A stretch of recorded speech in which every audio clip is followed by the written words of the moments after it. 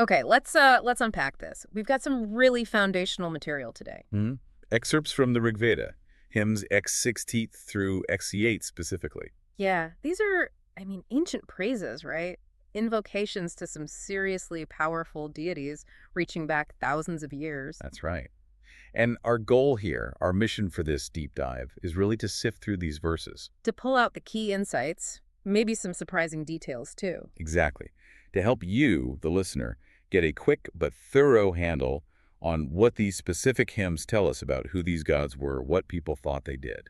And maybe most interestingly, what people were actually asking them for back then. Think of it like cracking open a window onto this ancient belief system. A snapshot, maybe.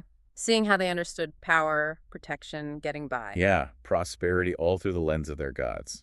We'll pull out the nuggets for you. Okay, so where do we start? I think we have to begin with the figure who really looms large in quite a few of these hymns, Indra. Ah, yes. The formidable Indra. What immediately jumps out when you read these descriptions? Well, it's his sheer strength, isn't it? And his focus on action. He's called strong over and over again. The bull, lord of 100 powers.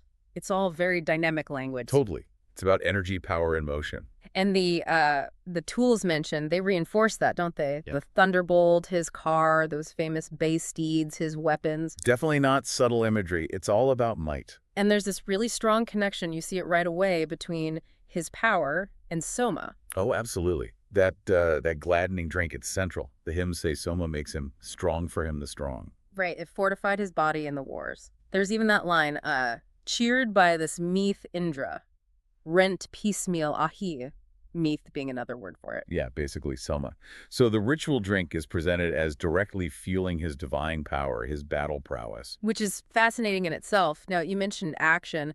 The specific deeds they credit Indra with here are, well, they're pretty epic. They really are. Vivid stuff. He's painted as this cosmic force, a liberator. Like when it says he unclosed with strength the solid, firm, shut stables of the kind. Exactly. Releasing the cattle, which was, basically wealth on the hoof back then. Another big cosmic axe. Well, he set the heaven upon his head. He hurled down the car-born lord of tawny steeds. He's even described kind of poetically as sewing up the turbid darkness, closed it in. Wow. Yeah, and making firm the forward-bending hills, ordaining the downward rushing of the waters. Big picture stuff. Okay, but the most famous one, the one everyone kind of knows, is the dragon slaying. Absolutely. That comes up here, too. He's the dragon slayer. Yes. Specifically, Ahi, who barred up the waters. And Virtra slayer. That's key, right? Because it wasn't just killing a monster. No, it was foundational. These acts were seen as releasing the life-giving forces of nature. The hymns say the rivers flowed forth like birds after he beat these obstructors. So freeing the waters, bringing light, bringing life back, it connects the cosmic battle to very real, essential things. Precisely. But it's not just cosmic. Does he get involved in human stuff, too, according to these texts? Oh, definitely. They credit him with all sorts of things. Giving the sun its life, finding lost cattle, again with the cattle. Always the cattle. Wealth and sustenance. He is said to have slain Krivi, maybe a human enemy or some kind of hostile being. He gave the sun to a mortal, Atasa, and his charioteer, Kutsa.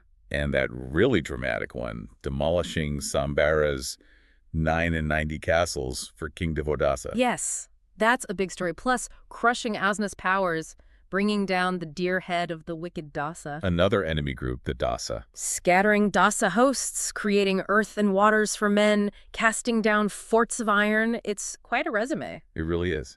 So with all that power and action, what were people actually asking him for in their prayers? Well, the prayers, they really get to the heart of it. They want him close. Come near thee, hear and mark this word of ours. They want tangible benefits too, I imagine. Oh, yeah.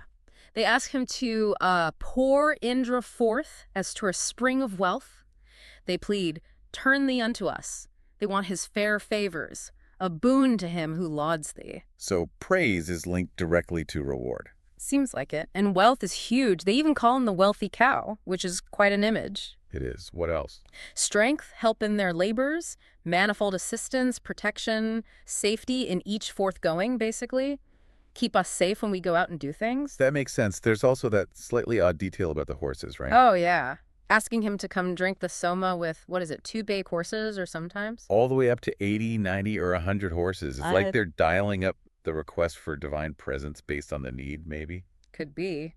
And the fact he's to be invoked in many places suggests he was seen as, well, accessible if you did the right things. So stepping back then, what's the overall picture of Indra we get from just these hymns? He's this incredibly powerful, active warrior god. Not just a fighter, but someone who breaks through obstacles, cosmic ones like Avertra, and human ones too. His power is amplified by Soma, and that power is essential for order, for releasing life, water, light, and for human success, victory, safety, wealth. He's the one you call when you need serious active intervention against big problems. Okay, so after Indra the powerhouse, we shift gears a bit. We look at Brahmanaspati, who's also called Braspati. Right, and his role feels, well, different. Still vital, but maybe less about the thunderbolt. Exactly. Look at how he's described. Lord and leader of the heavenly hosts. Okay, that sounds powerful. But also wise among the wise. The king supreme of prayers, the father of all sacred prayer, that points somewhere else entirely. It really does. It points towards wisdom, the ritual itself, the power of the sacred word. So less physical force, more intellectual or spiritual power. Sort of, though he does have his own form of action. He rides a refulgent car of sacrifice. A car of sacrifice. Yes, an awful car Yeah. that quells the foe, slays demons, cleaves the stall of kine, and finds the light. Hang on, cleaves the stall of kine, that sounds like Indra releasing the cattle again? It does. It's a fascinating overlap. It connects Brahmaspati to that same core idea of releasing wealth or prosperity. But notice how his vehicle is the car of sacrifice. The power seems linked to the ritual act itself. Interesting. So how else does his power show up? Is he a protector too? Yes, but more as a guide through wisdom and ritual correctness. It says, "Thou leadest with good guidance and preservest men." He drives away seductive fiends. And he seems to have a specific target for his disapproval. Right. He punishes him who hates prayer. He turns away the evil-minded, arrogant, rapacious man. His power seems aimed at upholding the sacred order, punishing those who disrespect the rituals of prayers. Okay, what about specific deeds? Does he have big moments like Indra? He does, but they often have a slightly different flavor. He bowed down the things that should be bowed. And interestingly, he also rent the holds of Sambara. Another overlap with Indra, so they both fought Sambra. Apparently so, according to these hymns, though perhaps their methods differed. Brahmanaspati also overthrew what shook not, and made his way within the mountains stored with wealth. Again, accessing riches. And like Indra, with Vutra and the waters, Brahmaspati is linked to releasing the cattle, the kine. Yes, but listen to how the hymn puts it. He drave the kine forth and cleft Vala through by prayer. By prayer, not by force like Indra. Exactly. The means is different. It's the sacred utterance, the ritual power. He also dispelled the darkness and displayed the light of heaven and opened the well with mouth of stone that poured a flood of meath. Again, releasing vital things, but linked to this sacred power. He sounds almost like a divine enforcer of ritual correctness, upholding a certain kind of order. That's a good way to think about it. He's called the guilt scourger, guilt avenger. Yeah. He upholds the mighty law. Which is probably Rota, right? The cosmic order, truth. Very likely, yes. He uses keen-eyed arrows, perhaps symbolic of piercing insight or targeted prayer, and brings food and wealth, specifically for the hymn singer. The reward is tied to the act of praise. And if you're on his good side, the benefits sound pretty amazing. Oh, they're comprehensive. If Brahmaspati considers you a friend, you shall conquer enemies. You'll be strong, spread wealth. Your children and their children will thrive. Wow, multi-generational blessing. Yes, you'll have heavenly floods flowing, flawless shelter, the happiness of gods. He saves you from sorrow, frees you from his enemy. He's your wonderful deliverer from woe. It's a picture of total well-being, but achieved through this channel of sacred power and prayer. So what are people actually asking him for? They ask him to be pleased with their offering, naturally, to fulfill their heart's desire. Grant wealth, specifically the wealth of men, which is an interesting phrase, maybe implying retainers or social standing. Could be. What else? To gain the highest power of life, crush enemies, give effective and splendid treasure, provide protection. And this is interesting. They ask him to control the hymn. Meaning, make sure the prayer works. Seems like it. Ensure the ritual is successful. And of course, prosper their children. It's really striking how he's painted as the great high priest, the one who brings together and he parts.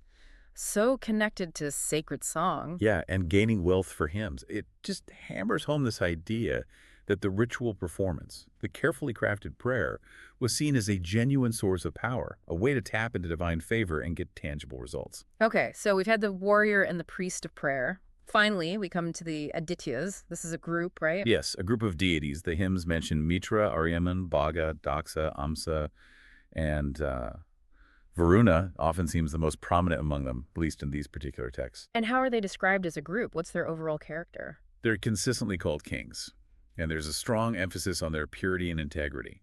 Bright and pure, free from all guile and falsehood, blameless, perfect. That feels different already. Less about battle or specific ritual acts, more about inherent qualities. I think so. And their power seems different too. It's not quite Indra's force or Brahmanaspati's prayer power. There's a huge emphasis on sight, on observation. Right. They have many eyes, they behold the good and evil, they see everything, even distant things are near to the kings. It paints them as these almost cosmic watchmen, omniscient overseers. That's a good term, cosmic watchmen. So their role is more about maintaining order through observation and judgment? That seems to be the core idea. They're protectors of all being, provident, guarding well the world of spirits. And crucially, they are true to eternal law, the debt exactors. Ah, the law again, Rada. Almost certainly. But where Brahmanaspati seems connected to upholding it through ritual, the Adityas seem more like its ultimate enforcers or guarantors. They uphold that which moves and that which moves not. They maintain the very fabric of reality. And their power isn't shown through specific battles like Indra's, but through sustaining the cosmos. Exactly. The hymns say, with their support they stay 3 earths, 3 heavens. They hold aloft the 3 bright heavenly regions. They're the pillars, in a sense. And that line, ne'er do they slumber, never close their eyelids, constant vigilance. Right. That reinforces their role as perpetual guardians of order. Now, within this group, you said Varuna stands out. What's his specific role? Varuna often gets singled out as, perhaps, the chief among them, or at least the most prominent embodiment of this sovereign power. He's supreme or all that is in greatness. The leader, wide-ruling Varuna, sovereign be they gods or be they mortals. Ultimate authority, then. Seems so. He's the sustainer. It even says the rivers run by Varuna's commandment. He's not just enforcing the law, he's like the architect and director of the cosmic order itself. Now, the hymns mention their guiles to quell oppressors and snares spread out against the foe, so they can be punitive.